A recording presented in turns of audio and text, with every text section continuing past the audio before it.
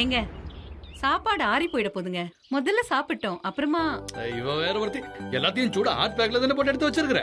கொஞ்ச நேரம் அப்படியே போய் பிரியா சந்தோஷமா பேசிட்டு வரட்டும். பேர சாப்பிட்டுக்கலாம். என்ன நான் சொல்றது? மாமா இல்ல மாமா, எனக்கு கொஞ்சம் மனசு சரியில்லை. இப்ப நான் சந்தோஷமா ஃப்ரீயா பேசுற நிலைமையில இல்ல. என்ன என்ன முதலாளி என்னாச்சு? என்ன ஊருக்குள்ள எவனாவது எதனா தப்பா பேசிட்டானா? சொல்லுங்க, யாரவே இப்பவே தோரணமா கட்டி தொங்க விட்டுறேன். மாமா சார், அதெல்லாம் ஒண்ணு இல்ல. ஒரு நல்ல பொண்ணு குடும்பத்து மேல திருட்டு பழிய சுமத்திட்டோமே அப்படின்னு நினைச்சு ஜீவா ரொம்ப அப்செட் ஆயிட்டா மாமா சார்.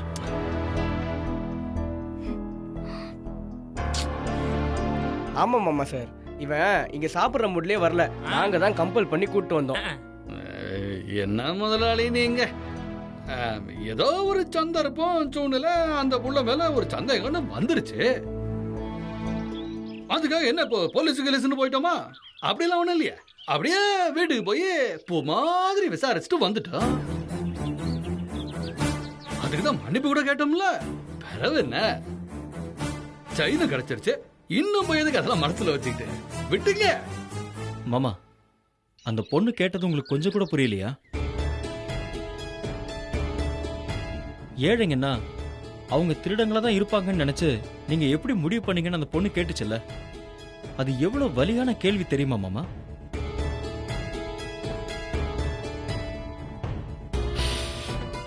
முதலாளி, எப்பவும் வயசுக்கு ஏத்த மாதிரியே யோசிச்சுட்டு இருக்க கூடாது. சில சமயம் நம்ம தகுதிக்கு ஏத்த மாதிரியும் யோசிக்கணும். ஏன் சொல்றேன்னா, இப்போ ஒரு யானை அது பாதையில போயிட்டே இருக்குன்னு வைங்க. அது காலில் என்னாச்சுங்க 10-12 தவளை வழியில சாகத்தான் செய்யும். அதுக்கெல்லாம் அந்த யானை கவலைப்படக்கூடாது. என்ன சொல்றீங்க மாமா? நீங்க பேசுறது தப்பு மாமா. ஏழைங்க எல்லாம் திருடங்கன்னா பணக்காரங்க எல்லாம் நேர்மையானவங்களா? சரி, நீங்க நேர்மையா தான் இருக்கீங்களா மாமா? நீங்க திருடினதே இல்லையா? இல்ல திருடுறதே இல்லையா? சொல்லுங்க. ஜீவா, என்ன பேசிட்டு இருக்க நீ? சாரி, நான் பொதுவா தான் சொன்னேன். எங்க அப்பாவையும் சேர்த்து தான் சொல்றேன். ஐ மீன், பொய்யே இல்லாம பிசினஸ் பண்ண முடியுமா? உழைக்கிறதுக்காக எல்லா அயோக்கியத்தனத்தையும் பண்ற நாம ஏழைங்க எல்லாரும் திருடங்களா இருப்பாங்கன்னு எப்படி சொல்ல முடியும்? அவங்க திருட தெரியாததுனால தானே அவங்க ஏழையா இருக்காங்கன்னு அந்த பொண்ணு சொன்னது உண்மைதானே?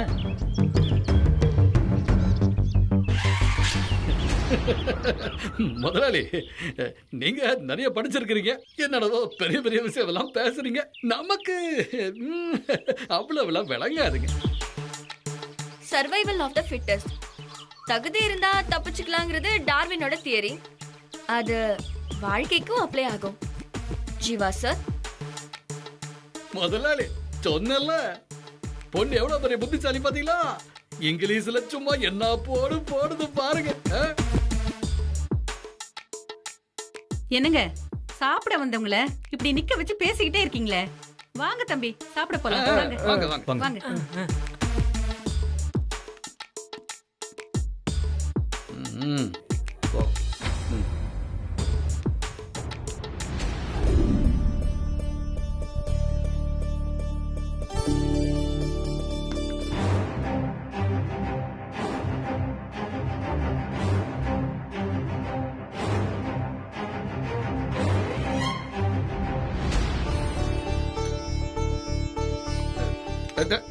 அத புள்ளையிட கூட அது வைக்கட்டு. நீ வாங்கிக்கிறமா, வை. சாப்பிடுங்க தம்பி. சரிங்க, சாப்பிடுங்க.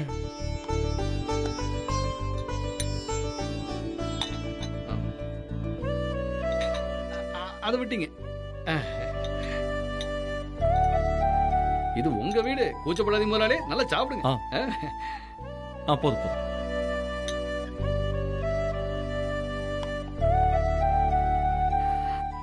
எப்படி இருக்கு சாப்பாடு? நல்லா சூப்பரா இருக்கு. எல்லாமே நம்ம பாப்பா அது கையாலேயே செஞ்சது. நீங்க வரீங்கன்னு பார்த்து பார்த்து செஞ்சது. ஆமாமா, நானே பார்த்து பார்த்து செஞ்சேன். தேங்க்ஸ். என்னம்மா தண்ணி ஊத்தி வை. மச்சான் அவனுக்காக மது பார்த்து பார்த்து செஞ்சாலாம்.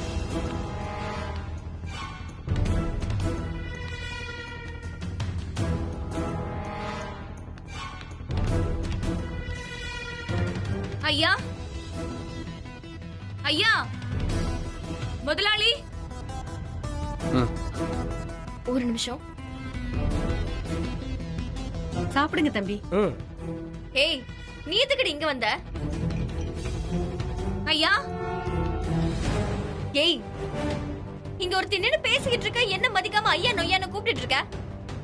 முதலாளி,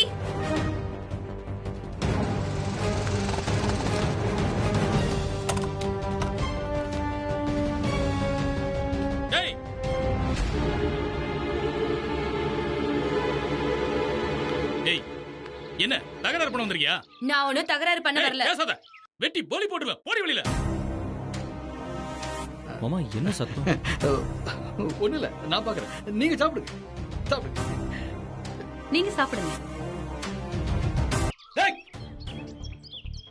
என்னடா டேய், வீட்டுக்கு வந்த பொம்பளை பிள்ளை கிட்ட எப்படி பேசணும் இங்க தான் தெரியாது? அப்பா டேய்,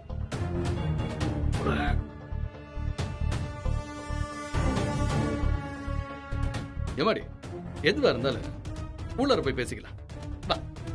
வேண்டாங்க ஐயா, உங்க வீட்டுக்குள்ள வந்து பேசுறதுக்கான தகுதியும் எனக்கு இல்ல, அதுக்கான அவசியமும் எனக்கு இல்ல. ஏய் தம்பி சாப்பிடுங்க. இது வர சரி, என்ன விஷயமா வந்திருக்கிற? பொறுமையா சொல்லுங்க. இந்தாங்க. என்னமா அது? துப்பாக்கி சுடுற போட்டியில நான் ஜெயிச்சது.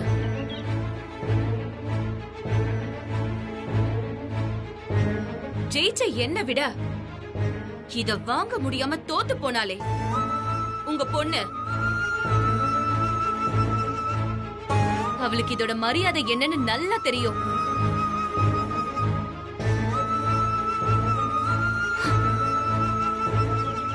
இதோட கௌரவம் உங்களுக்கு என்னன்னு புரியாதுங்கய்யா.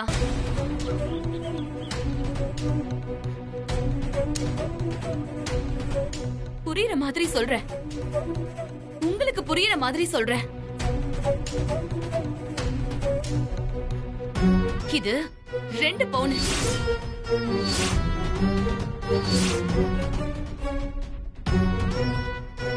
உங்கள மாதிரி பணக்காரங்களுக்கு இதோட மதிப்பு 60,000க்கும் மேல.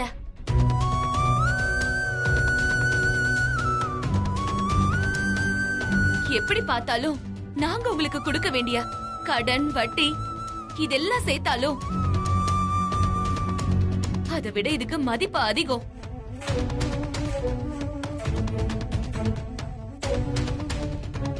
உங்களுக்கு கொடுக்க வேண்டிய பணத்தை கொடுத்துட்டு இதை நான் மீட்டுக்கிறேன்.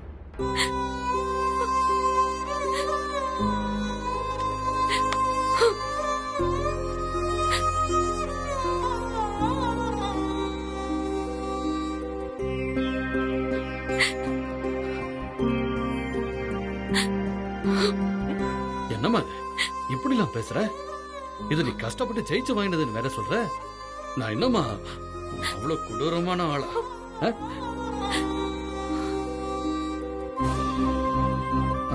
உன்னால எப்ப முடியுதோ அப்ப நீ பணத்தை திருப்பி கொடுமா, அது போதும். இத நீயே வச்சுக்க.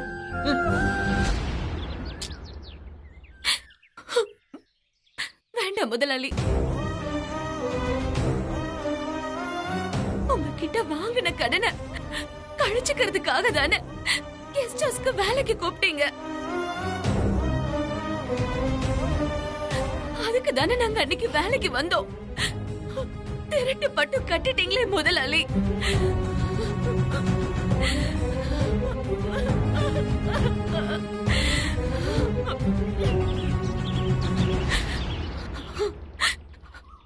இதை நீங்களே வச்சுக்கோங்க.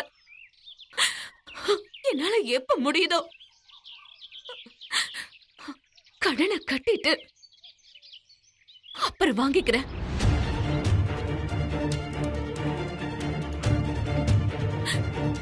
இனிமே இனிமே கெஸ்ட் ஹவுஸ் வேலைக்கு கூப்பிடாதீங்க.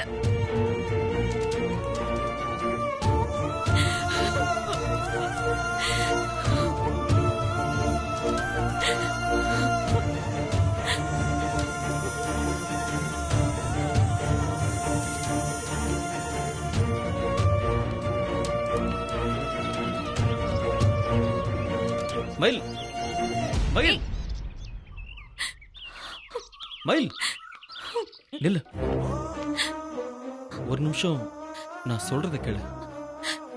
போதும் சார், நீங்க பேச வேண்டியதெல்லாம் பேடேறி வந்து நிறைய பேசிட்டீங்க. இனிமே பேசுறதுக்கு எதுவுமே இல்ல. நியாயமா நான் தான் நிறைய பேசணும்.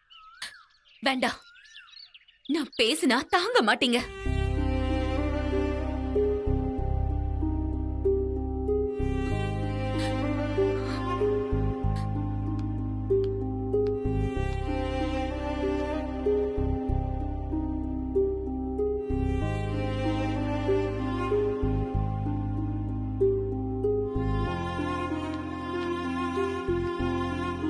விடுங்க முதலாளி. யாருகிட்ட எப்படி பேசணும்னு தராதரம் தெரியாம பேசிட்டு போறான். ஆம்பளை இல்லாத வீடு இல்ல, வளர்ப்பு சரியில்லை. அந்த பொண்ணு ரொம்ப நாகரிகமா பேசிட்டு போறா மாமா.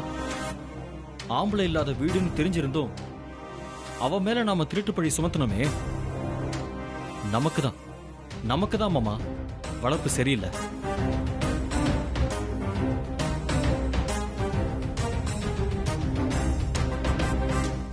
அந்த பொண்ணு கொடுக்க வேண்டிய பணத்தை வட்டியோட என்கிட்ட வாங்கிக்கிறேன். அவ கடனை நான் ஏத்துக்கிறேன்.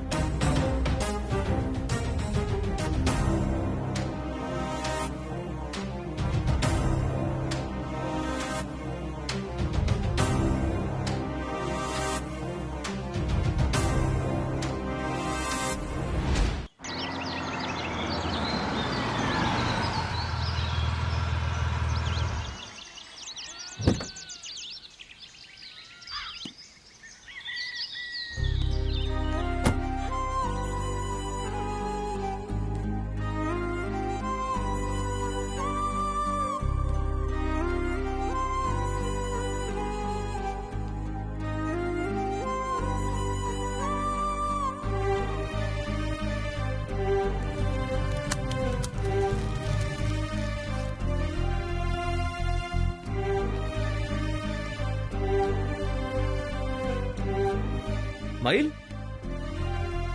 தங்கமயில். என்ன தம்பி, மறுபடியும் எதுக்கு இந்த வீட்டுக்கு வந்தீங்க?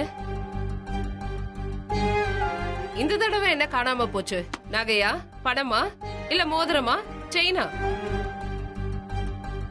இந்த வாட்டி திருடினது யாரு, நானா இல்ல என் பொண்ணா? I'm sorry aunty, really sorry. நாங்க தப்பு பண்ணிட்டோம். மன்னிக்க முடியாத தப்பு தான். மரியாதையா வாழ்ற உங்க மேல இப்படி ஒரு பழி சுமத்துனது எங்க தப்பு தான். மன்னிச்சுக்கங்க. அவளுக்கு நினைவு தெரிஞ்ச நாள்ல இருந்து போலீஸ் ஆகணும்னு வைராக்கியமா இருக்கா. ஆனா ஒரு நிமிஷத்துல அவளை திருடி ஆக்கிட்டீங்களே.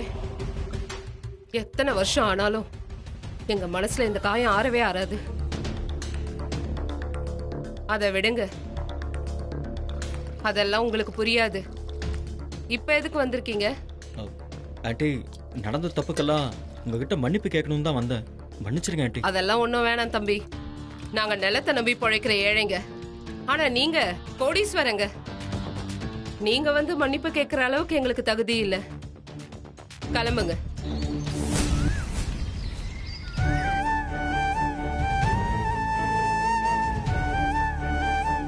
நாட்ராயன் மாமா கிட்ட வாங்கின கடனுக்காக மயில் இந்த மெடலை அடகு வச்சுட்டு போயிட்டா. அந்த கடனை நான் ஏத்துக்கிட்டு இந்த மெடலை வாங்கிட்டு வந்துட்டேன். இது வெறும் மெடல் இல்ல, மயிலோட பிரைட். இது அவ திறமைக்கு கிடைச்ச அங்கீகாரம், கௌரவம். இது அவகிட்ட தான் இருக்கணும். தயவு செஞ்சு இந்த மெடலை அவகிட்டே கொடுத்துருங்க ஆண்டி. ப்ளீஸ் ஆண்டி, இதை வாங்கிக்கங்க ஆண்டி, ப்ளீஸ். அப்ப திருடியாக்குனீங்க இப்ப பிச்சைக்காரங்களாக்குறீங்களா தம்பி? ஆண்டி தப்பா எடுத்துக்காதீங்க ஆண்டி. நீங்க வாங்கின காசை எங்க கெஸ்ட் ஹவுஸ்ல வேலை செஞ்சு கூட கழிச்சுக்கோங்க. இந்த மெடலை மட்டும் வாங்கிக்கோங்க ப்ளீஸ். உங்க இறக்கம் கருணை எதுவும் எங்களுக்கு தேவை கிடையாது. யாரும் குறை சொல்லாத அளவுக்கு என் பொண்ணுங்களை நான் வளர்த்துருக்கேன். ஏன்னு கேட்க ஆம்பளைங்க இல்லாத வீடுன்னு மட்டும் நினைக்காதீங்க. என் மயிலு 8 ஆம்பளைங்களுக்கு சமம். அது இதுன்னு சொல்லிக்கிட்டு இனிமே இந்த வீட்டு பக்கம் வராதீங்க, கிளம்புங்க. Aunty please aunty. கிளம்புங்க தம்பி.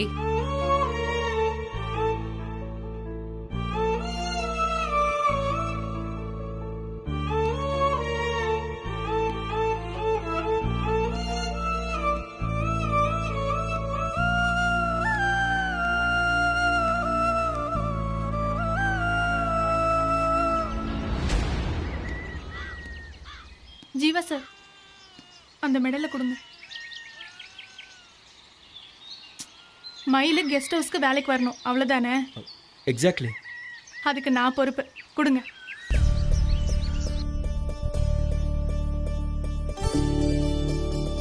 தேங்க்ஸ். No mention.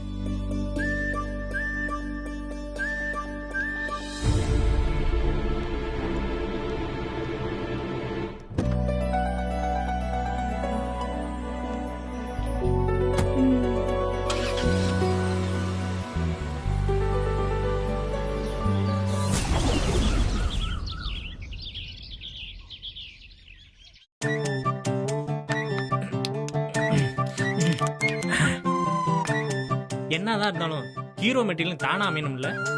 என்னடா சம்பந்தம் இல்லாம உளறிட்டு இருக்க? நான் எங்கடா வளர்றேன்?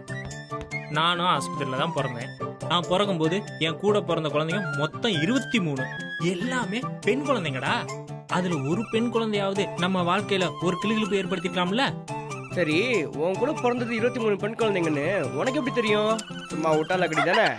அதெல்லாம் இல்லடா, எங்க அம்மா கவர்மெண்ட் ஆஸ்பத்திரியில நர்ஸா வேலை செஞ்சாங்க. அவங்க ஒர்க் பண்ண ஆஸ்பத்திரியில நான் பிறந்தேன். அதனாலதான் அவளை கரெக்டா சொல்றேன். நீ பிறந்ததே வேதனை, இதுல அந்த பெண் குழந்தைங்களை தேடி பார்க்க போறீங்களோ? நான் சொன்னா நீ ஏன் முடிவு பண்ணிக்கிட்ட? நான் என்னடா பண்றது? ஆமா, நீ ஏன்டா ஜீவாவை பார்த்து பொறாமப்படுற? அது இல்லடா, ஜீவா பார்க்கும்போது அவன் கூட பிறந்த பொண்ணு இங்கதான் எங்கயோ மலையில இருக்குன்னு சொன்னார்ல அந்த சாமியார். அதுக்கு அதான்டா, அந்த குழந்தைய பார்க்க ரொம்ப ஆசையா இருக்கு. அந்த பொண்ணு யாருன்னு தெரிஞ்சுக்க ரொம்ப ஆர்வமா இருக்கு. டேய் என்னடா இந்நேரத்துல பாட்டிலோட செட்டப்பா உட்காந்துருக்கீங்க? அது போர் அடிக்குது மச்சான். என்ன பண்ண சொல்ற? சரி கிளம்பு. எங்க? டேய் சாமியாரை பார்க்க போலாம்டா. சூப்பர். ஆமா, என்ன திடீர்னு சாருக்கு ஞானோதயம் சாமியார் பார்க்க போகணும்னு? தெரியலடா, ஏதோ குழப்பமாவே இருக்கு. சாமியாரை பார்த்துட்டு வந்தா ஒரு தெளிவு கிடைக்கும்னு தோணுதுடா.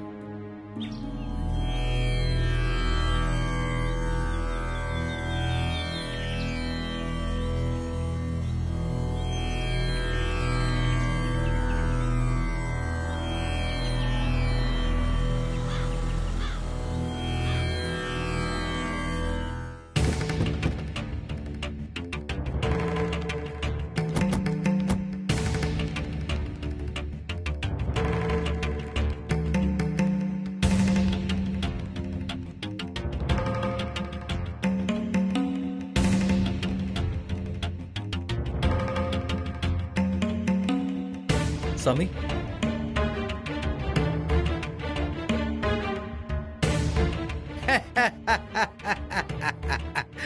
வந்துட்டியா?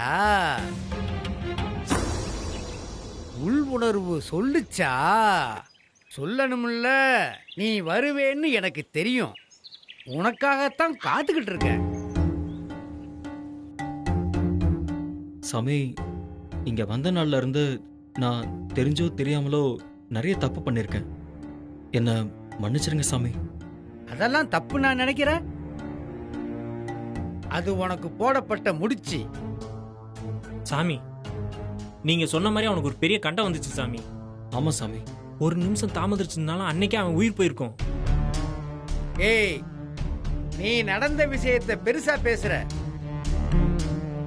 நாளைக்கு நடக்க போற விஷயத்தை சொல்றதுக்காகத்தான் உனக்காக நான் இங்க இருக்கேன். சாமி சொல்லுங்க சாமி.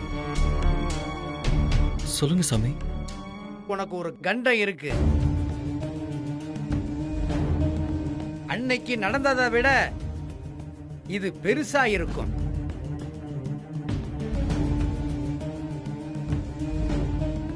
ஏன் சாமி இவனுக்கு மட்டும் கண்ட கண்டமா நடக்குது? டேய் சும்மாறா. எல்லா சம்பவங்களுக்கும் பின்னாடி எழுதப்பட்ட விதியின் விளையாட்டு இருக்கு. நடக்க இருக்கிற கண்டத்துல உனக்கு உயிர் கூட போகலாம்.